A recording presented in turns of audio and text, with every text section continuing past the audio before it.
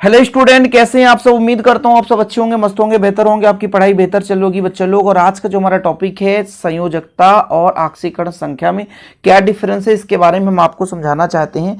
और बच्चों, मैं तो देखा कि बहुत सारे ऐसे बच्चे हैं जो कि 12th के बाद भी आक्सीकरण संख्या और संयोजकता में डिफरेंस नहीं समझ पाते।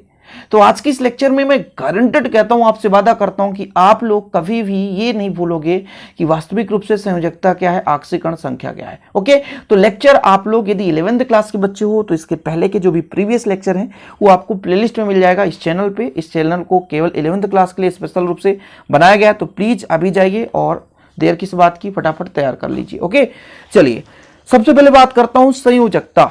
थोड़ा समझना, यहां पर संयोजकता का मतलब होता है किसी भी तत्व की संयोजन क्षमता। जैसे हमारे पास एक यौगिक है, उसमें किसी तत्व की संयोजन क्षमता कितनी है, मतलब कितने लोगों को वो जोड़ सकता है। समझ रहे हो, कितने लोगों को वो जोड़ सकता है, उसकी वो संयोजकता कहलाती है। शाब्दिक अर्थ, किसी तत्व की संयोजन क्षमता मतलब एक प्रकार से मैं दी है। यहां पे मैं थोड़ा सा एग्जांपल के रूप में समझाऊं। जैसे मान लो यहां पे मैं ले लेता हूं CH4, ठीक है, यहां पे मैं ले लेता हूं CH4 में कार्बन की क्षमता कितनी है।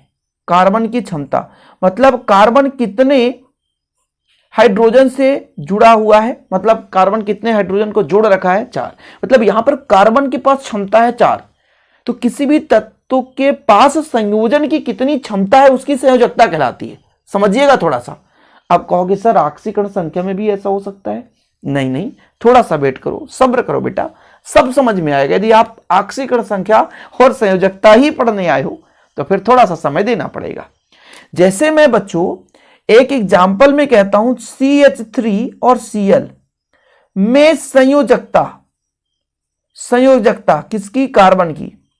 तो बोलोगे सर कार्बन तो यहां पर 4 लोगों को जोड़कर रखा है, तो संयोजकता 4 हो गया।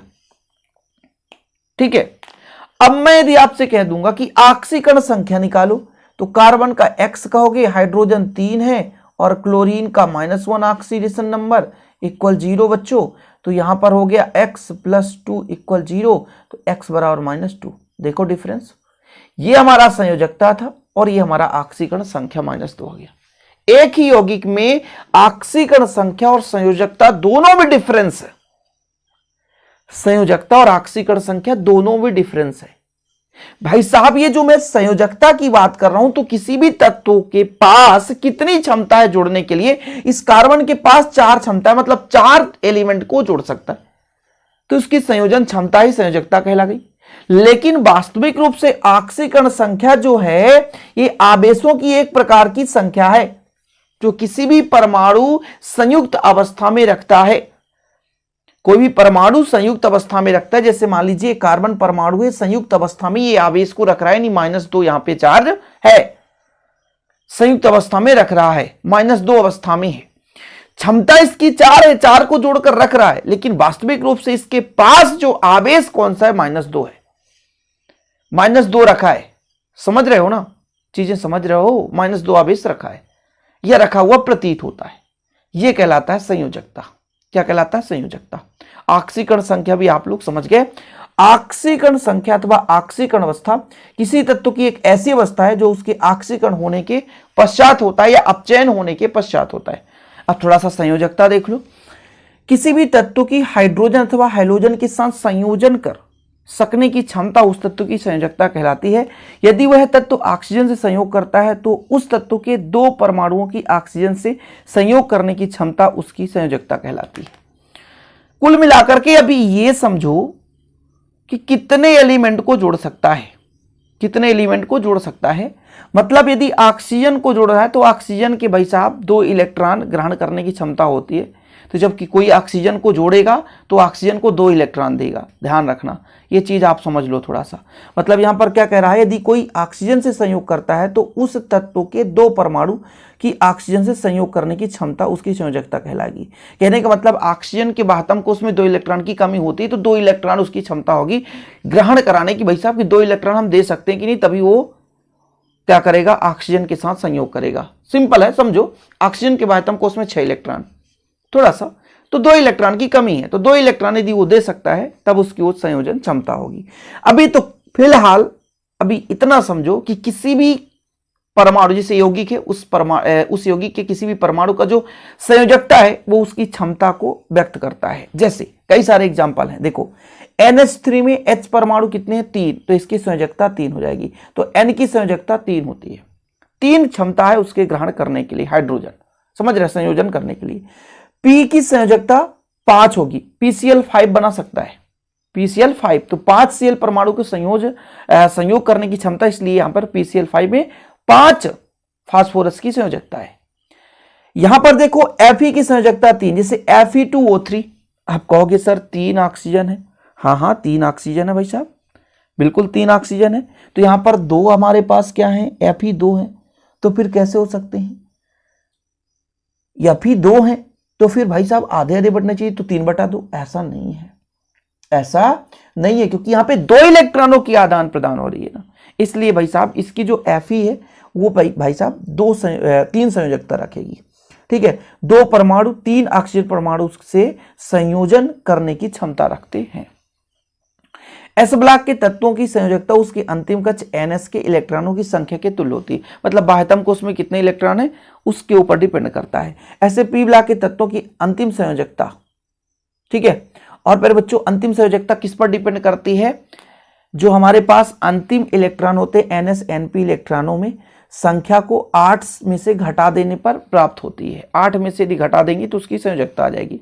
याद रखिएगा संयोजकता में हम प्लस या माइनस का प्रयोग नहीं करते, संयोजकता में हम प्लस या माइनस का प्रयोग नहीं करते। अब आपको समझ में नहीं आया कि सर ये क्या हो गया, ये क्या हो गया, हमको तो समझ में नहीं रहा, क्या समझा रहे हो, बके जा रहे हो यार, कुछ समझ में, अरे रुको जरा। जिससे हम बात करते हैं एस ब्लॉक को 2 भागों में बांटा गया, एक क्षारीय मृदा धातु, एक क्षारीय धातु, ठीक है, जो पहला समूह, प्रथम समूह, थोड़ा सा आपको बता दूं, दूसरा है द्वितीय समूह क्षारीय मृदा धातु, क्षारीय मृदा धातु, ओके। इनका इलेक्ट्रॉनिक विन्यास इसका होता है NS, ठीक है, और फिर बच्चों बाह्यतम कोश में 1 इलेक्ट्रॉन, यहां पर जो NS है इसके बाह्यतम कोश में आपके पास 2 इलेक्ट्रॉन, ठीक है, तो S में 1 इलेक्ट्रॉन, तो इसका आपका संयोजकता पहले समूह का 1 ही होगा और दूसरे समूह की संयोजकता 2 ही होगी, ध्यान रखियो, ठीक है, ध्यान रखियो बच्चों, इतना क्लियर है। और भाई साहब बोला है कि जो P में है तो NS हो जाएगा 2 इलेक्ट्रॉन, और NP हो सकता है 1 हो सकता है 2 हो सकता है 3 हो सकता है 4 हो सकता है 5 हो, तो इस पर डिपेंड करेगा, ठीक है, ये चीज है। तो बोल के रखा है कि 8 में से घटा देंगे, क्या करेंगे, 8 में से घटाएंगे, जो उसकी होगी संयोजकता कहलाएगी। और D और F की तो बात ही छोड़ो, परिवर्तित संयोजकता दर्शाते हैं, ये चीज आपने पढ़ा है, ठीक, क्लियर है। ऑक्सीकरण संख्या की बात करें कि ऑक्सीकरण संख्या आपने समझ ही लिया भाई साहब कि ऑक्सीकरण संख्या क्या है, कि किसी भी यौगिक में एक प्रकार से स्वतंत्र रूप से नहीं मिलता, ये संयुक्त रूप से रहता है और उसमें जो है परमाणु में जो आवेश है वो उपस्थित होता है। इसको हम निर्धारण कर सकते हैं, निकाल सकते हैं, कुछ एग्जाम्पल के रूप में अभी आपको समझाऊंगा, थोड़ा चिंता ना करें।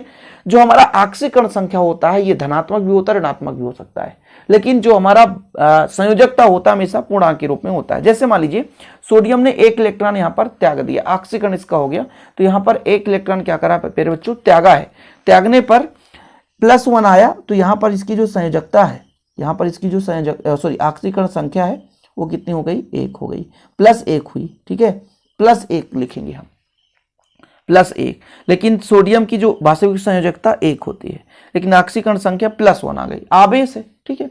इसी प्रकार से क्लोरीन का 1 क्लोरीन इलेक्ट्रॉन ग्रहण कर लिया, अपचयन हो गया, तो भाई साहब अपचयन हो गया तो 1 इलेक्ट्रॉन ग्रहण कर, तो -1 हो गया, तो यहाँ पर -1 हो गया। किसी भी यौगिक में ये होता है ऑक्सीकरण संख्या।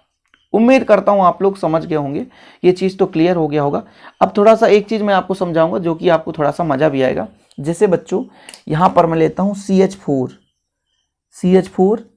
C2H6, ठीक है, CH3Cl, C2H2 में कार्बन की जो संयोजकता है वो 4 है, सब में संयोजकता 4 है। और ऑक्सीकरण संख्या सबकी अलग अलग हो सकती है, ऑक्सीकरण संख्या सबकी अलग अलग हो सकती है। जैसे इसमें ऑक्सीकरण संख्या यदि मैं इसका निकालूंगा तो -4 आएगा, इसमें ऑक्सीकरण संख्या तो 2x + 6 = 0, 2x = -6 तो x = -3, इसका -3 आ जाएगा, इसका -2 आ जाएगा, इसका -1 आएगा। ये देखो इनका आक्सीकरण संख्या ये है। और आक्सीकरण संख्या कैसे निकालते हैं सर, इस पर भी एक लेक्चर मैं आपको कंप्लीट करा दूंगा, बिल्कुल आप चिंता, हालांकि मैंने चैप्टर 1 में कराया है आक्सीकरण संख्या कैसे निकालें। उम्मीद करता हूं आप लोग देखे होंगे, नहीं देखें तो जाकर के देख लो, तभी आपको मजा आएगा और है ना सब कुछ चीजें सीखने को मिलेगी। तो आज का लेक्चर यहाँ पे समाप्त होता है। वीडियो पसंद आए तो लाइक करें, शेयर करें और बच्चों ऐसे ही वीडियो पाने के लिए चैनल को सब्सक्राइब कर लें, बेल आइकन भी प्रेस करें। जय हिंद, वंदे मातरम।